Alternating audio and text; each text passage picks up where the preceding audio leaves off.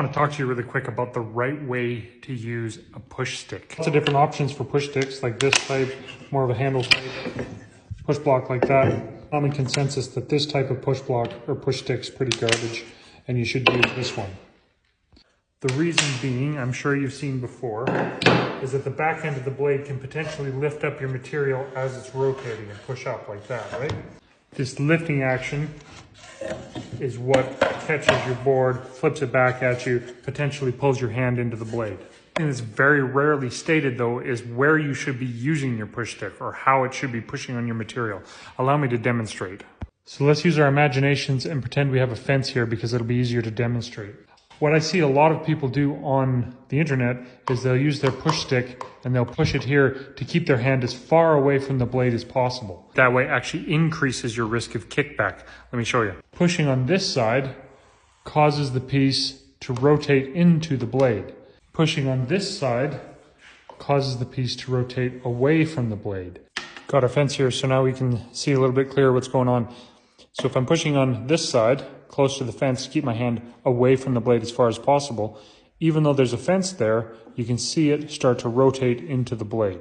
Now, if that blade's spinning, that's going to kick that up and flip it towards you. That's the advantage of this style of push stick, is you have the ability to push some pressure on the front edge of your workpiece to keep it from kicking up. However, of course, there's going to be a comment that says, well, you hold it like that. Of course you hold it like that. But once you get to this point, is your finger there, right?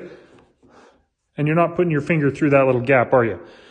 So once you get there, it's still rotating into the blade. Now the riving knife here will protect you a little bit, but if you push it on this side, all the way through the cut, it stays pushing up against the fence. It's rotating towards the fence, making that a safer way to use a push stick.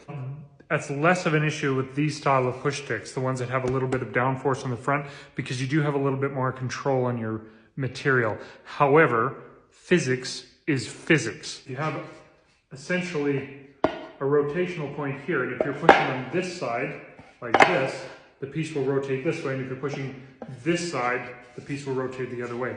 So the way you want your push stick is you want to be pushing closer to the blade than the center of the material, because that will rotate it into the fence and keep it pushed up against the fence and less likely to rotate into the blade, causing kickback.